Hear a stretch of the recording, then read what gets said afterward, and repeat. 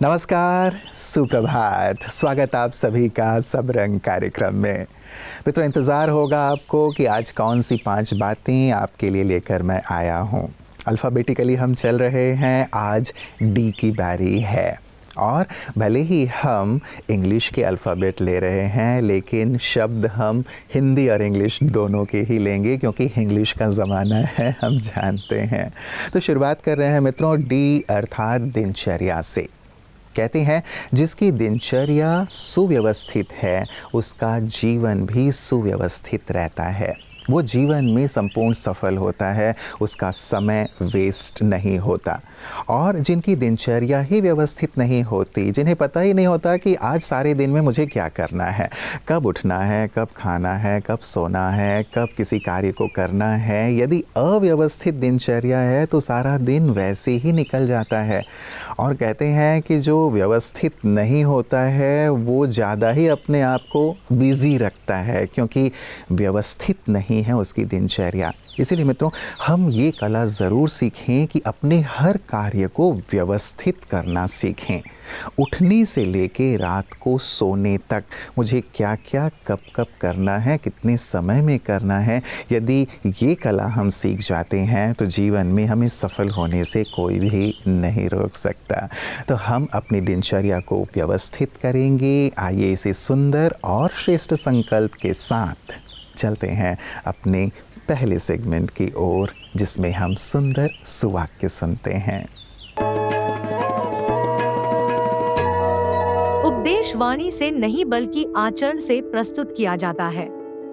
दुनिया में कई बातें बोलकर नहीं बल्कि करके दिखाना पड़ता है। ऐसे तो सलाह देने वाले इस समय कई हैं, मगर कितनों ने अपनी ही बातों को स्वयं अमल में लाया है। वैसे भी लोग बातों से ज्यादा प्रमाणों पर यकीन करते हैं। अगर हमारी कथनी और करनी दोनों एक है तो हमारी वाणी के शब्दों की ताकत उभर आती है, जो दूसरों को मार्ग बताने में पूर्णतः सहयोग करती है। तो अपने हर एक बोल को पहले स्वयं प्रयोग करें, तत्पश्चात ही दूसरों को उपदेश दें, वरना उदाहरण बनने के बजाय हम साधारण ही रह जाएंगे। मित्रों, कहते हैं दिलदार बनो, कर्जदार नहीं। और जब हम कर्ज की बात कहते हैं तो केवल पैसे की कर्ज की बात नहीं, लेकिन जहाँ कहीं हम किसी से प्यार की कामना करते हैं, शांति की कामना करते हैं, कोई भी अन्य प्रकार की कामनाएं रखते हैं, उसको भी कर्जदार ही कहा जाता है। इसीलिए हम नेक्स्ट डे, सेकेंड डे दिलदार बने। दिलदार अर्थात एक ऐसा इंसान जो सबको देने की भावना रखता है कि मैं सबको सुख दूं, सबको शांति दूं, सबको प्यार दूं, सबसे अच्छे से बात करूं। कोई मुझे कुछ दे रहा है या नहीं दे रहा है वो अलग बात है, लेकिन मैं ज़रूर दूंगा। दिलदार हमेशा देता रहता है। तो मित्रों, हम दिलदार बने, दिल खोल करके। ये जो संपदा है, ये संपदा जितना हम बांटते हैं उतना ही बढ़ता चला जाता है। ईश्वर भी तो हमें दे ही रहे हैं, प्रकृति भी हमें दे ही रही है। क्या कभी खत्म होती है उनकी जो संपत्ति है? कभी नहीं। हम भी उनसे सीखें। हम भी ईश्वर की संतान हैं, दाता की संतान है, तो दिलदार बन के सबको देते चलें। आप महसूस करेंगे जितनी खुशी, जितनी शांति, जितना आनंद, जितना सहयोग, जितना स्नेह दूसरों को आप देंगे, उतना ही आपको प्राप्त होगा, बल्कि कई गुना ज़्यादा बढ़ के प्राप्त होगा। तो सेकेंड डे हमें आज दिलदार बनना है, केवल आज नहीं लेकिन हमेशा के लिए। तो आइए दिलदार बनने के सुंदर भाव के साथ चलते हैं अगले सेगमेंट की ओर। इसके बाद एक बहुत महत्वपूर्ण स्टेप है। इतना तो हमने किया, 20 सेकंड का समय दिया, इतना धैर्यता बनाया हमने, लेकिन अब हाथ को पोंछना बहुत ज़रूरी है। ध्यान रखें कि हाथ को पोंछने के लिए तौलिया सूखा हुआ और स्वच्छ हो, और यदि ये आपके पास तुरंत अवेलेबल नहीं है तो फिर आप सिंपल हवा में सुखाएं। इसे जो कपड़ा आप पहन के आए थे, जो सार्वजनिक स्थान से आप आए थे, ये गलती कभी ना करें कि ये हाथ धोने के बाद आप कपड़े में ही इस तरह से पोंछ लें। ये नहीं करना है, नहीं तो आपका हाथ धोने का कोई फ़ायदा नहीं होगा। आप एयर ड्राई करें, वो इवन बेटर है। और जो नल है उसको बंद कैसे करेंगे? यदि अब हम नल सिंपल ऐसे बंद कर देंगे तो हमारा ये हाथ तो फिर संक्रमित हो जाएगा ना। तो जिस तौलिए से हमने अपने हाथ को सुखाया है, अगर वो है तो उस तौलिए से आपको नल को बंद करना है। अगर तौलिया अवेलेबल नहीं है तो आसपास कोई टिश्यू पेपर है तो आप उससे बंद करें। तो ये छोटी छोटी बातों का हम ख्याल रख के कितनी सारी बीमारियों से खुद को बचा सकते हैं। तो हम सब आज से हैंड वॉशिंग को अपने हैबिट में कल्टीवेट करेंगे, आलस नहीं करेंगे, हाथों को अच्छे से धोएंगे। लेकिन एक और बात आपसे कहना चाहेंगे, जब हम इन हाथों को धुलाई कर रहे हैं तो हाथ पे तो डर्ट आ गया है, बैक्टीरिया आ गया है, कंटामिनेशन हो गया है। मन में भी जब हम वर्क प्लेस पे कार्यरत हैं तो थोड़ा बहुत विचारों का चेक करें, नेगेटिव विचार आ गए हों, कहीं संक्रमण तो नहीं हो गया। तो जिस समय हम इन हाथों की धुलाई कर रहे हैं, मन की भी सफाई कर लेते हैं, तो उसी समय अपने मन को एक शुभ, शुद्ध, सुंदर विचार देंगे। मैं एक पवित्र आत्मा हूँ, शुद्ध हूँ, पवित्र हूँ, स्वच्छ हूँ। मेरे विचार सर्व के प्रति निर्मल हैं। सबके प्रति मेरे हृदय में शुभ भावना, शुभ कामना है। तो इस तरह से अपने बुद्धि के विचारों को भी स्वच्छ बनाएंगे और हाथों को भी स्वच्छ बनाएंगे। तो स्वस्थ रहें, खुश रहें। ओम शांति। मित्रों, जैसे नदी के दो किनारे होते हैं, वो दोनों किनारे कभी मिलते नहीं। आप यदि एक किनारे पे हैं तो दूसरे किनारे पे नहीं हो सकते, दूसरे किनारे पे हैं तो इस किनारे पे नहीं हो सकते। वैसे ही हमारे हृदय में दो भाव एक साथ नहीं रह सकते। वैसे आजकल दोनों भाव को प्रतिशत में देखा जा सकता है, लेकिन आध्यात्म में ये कहा जाता है कि एक ही भाव रह सकता है, या तो दया भाव या फिर अहम का भाव। थर्ड डी है मित्रों, दया भाव। दया भाव सचमुच बहुत बहुत आज के दौर में ज़रूरी है। चाहे वो पशु पक्षियों के लिए हो, चाहे मनुष्य आत्माओं के लिए हो, चाहे प्रकृति के लिए हो। हमारे जितने भी महापुरुष हुए हैं, धर्म स्थापक हुए हैं, उनके पास एक विशेष जो गुण रहा है वो है दया भाव। ये दया भाव ही था जिसने उन्हें महान बना दिया। हम भी अपने हृदय में सर्व के लिए ये भाव ज़रूर रखें। सर्व के कल्याण का भाव है ये, सबकी मदद करने का भाव है ये, और जो गिरे हुए हैं उन्हें उठाने का भाव है, जो भटक गए हैं उन्हें सही राह पे लाने का भाव है। यही वास्तव में दया भाव है। तो हम अपने अंदर इस दया भाव को भी अवश्य जागृत करें। हम परमात्मा को भी दयालु कृपालु कहते हैं ना, क्योंकि हम पे दया करते हैं। हम उनसे कामना करते हैं कि वो हम पे दया करें। लोग भी तो हमसे यही कामना करते हैं कि हम उन पे दया करें। तो आए इस सुंदर भाव को, इस सुंदर गुण को भी जीवन में धारण अवश्य करें। इस पर गहराई से ज़रूर चिंतन कीजिएगा, और इसी चिंतन के साथ लिए चलता हूँ आपको अगले सेगमेंट की ओर। अब एक बाय एक तो किसी को बदला नहीं जा सकता। अंगुलियां बराबर नहीं है, सबकी सोच अलग है, सबके सोचने के तरीके अलग हैं, सबके रहने के तरीके अलग हैं, सबके सोने के तरीके अलग हैं, सबके खाने के तरीके अलग हैं। जो हमारे समाज में जो विषैला जहर घुल चुका है, एक दूसरे को नीचा दिखा करके आगे बढ़ने की हर व्यक्ति के अंदर प्रवृत्ति भर गई है।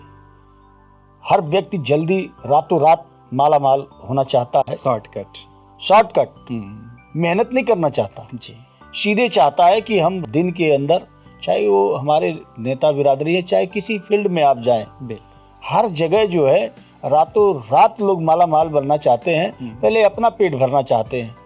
लेकिन इसी में ऐसे भी लोग हैं जो सही सच्चाई के रास्ते पे चलना जानते हैं और गरीब और मजलूमों की बात करने वाले हैं। जैसा कि मैंने जब से जिम्मेदारी 2007 से जी हमारे विधानसभा के लोगों ने जिम्मेदारी सौंपी, मैं गरीबों की सेवा में दिन रात लगा रहता हूँ। तो हमारे क्षेत्र के लोगों ने वो प्यार और आशीर्वाद दिया, तभी तो आया, कुछ किया ऐसा। कहा जाता है कि जहाँ दृढ़ता है वहाँ सफलता है। यदि आप दृढ़ संकल्प कर लेते हैं कि मैं ये कार्य अवश्य करूँगा, करके ही रहूँगा चाहे प्राण चले जाएं, यदि ऐसी दृढ़ता आपके अंदर है तो कोई भी आपको सफल होने से नहीं रोक सकता। पानी दृढ़ रहती है कि मुझे सागर से मिलना ही है, इसीलिए रास्ते में जो भी आए, बड़े से बड़ा चट्टान भी क्यों ना आ जाए, उसे काट के निकल जाती है। पानी के प्रवाह में आपने देखा होगा कि बड़े से बड़ा जो चट्टान है, पत्थर है, वो भी कट जाता है या रास्ते से हट जाता है। पानी दृढ़ है, सागर से मिलना है, आगे बढ़ना है, आगे से आगे ही बढ़ना है। सचमुच यही दृढ़ता यदि हमारे अंदर हो तो हमें भी कोई नहीं रोक सकेगा सफल होने से, आगे बढ़ने से। तो हम भी दृढ़तापूर्वक आगे बढ़ें, कभी भी अपने मन में हीन भावना को, कमज़ोर संकल्पों को ना आने दें। ठीक है, उतार चढ़ाव जीवन में आएंगे, कभी जय है, कभी पराजय है, कभी निंदा है, कभी स्तुति है, लेकिन फिर भी मैंने जो ठाना है वो ठाना है, मैं उसमें दृढ़ हूँ और मैं वो करके रहूँगा। और हम अच्छाई के लिए, अपने लक्ष्य के लिए ही तो ऐसी दृढ़ता रखते हैं ना, बुराई के लिए कभी नहीं रखते। तो बुराई के लिए दृढ़ता नहीं, लेकिन अच्छाई के लिए, अपने लक्ष्य के लिए दृढ़ रहते हुए आप आगे बढ़ें। और आइए हम भी आगे बढ़ते हैं अपने अगले सेगमेंट की ओर। वेस्ट बंगाल के बसीरहाट स्थित ब्रह्मा कुमारी सेवा केंद्र पर बच्चे तथा युवाओं के लिए समर कैंप का आयोजन किया गया, जिसमें विभिन्न एक्टिविटीज के माध्यम से बच्चों को सशक्त बनाया गया।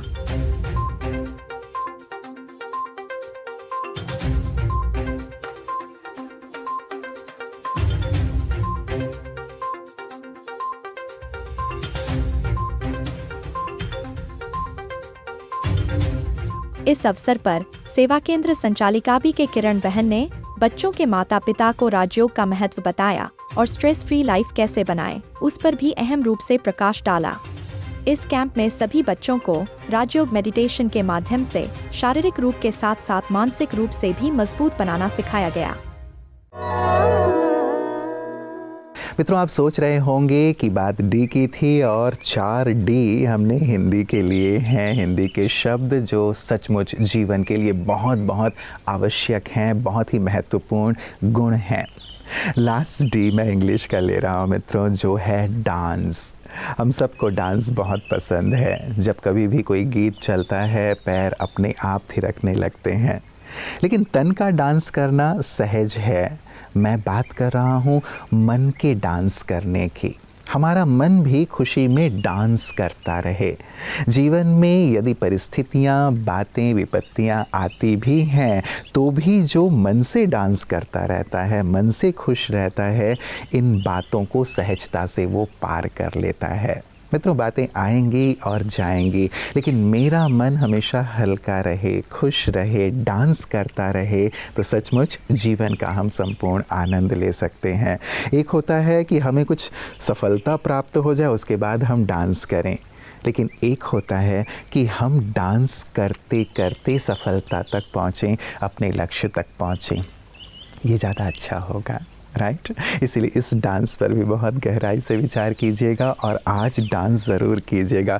तन की भी कीजिए, लेकिन मन आज हमारा डांस करता रहे। बातें कुछ भी हों, परिस्थितियाँ कुछ भी हों, लेकिन मन से मुझे खुश रहना है, हल्के रहना है, डांस करना है, अर्थात आनंदित रहना है। ईश्वर ने ये जीवन आनंद के लिए दिया है, डांस करने के लिए दिया है, तो क्यों ना हम अपने जीवन में डांस करते हुए अपने सर्वोच्च लक्ष्य की ओर बढ़ें। तो मित्रों, इन 5 डी पर बहुत गहराई से विचार कीजिएगा। रोज़ की इन सुंदर बातों को अपने जीवन में अमल करते चलिएगा। देखिए जीवन कैसे सुंदर फूलों का गुलदस्ता बन जाता है, दिव्य गुणों का गुलदस्ता बन जाता है, और यही हमारी मंगल कामना है। नमस्कार, ओम शांति।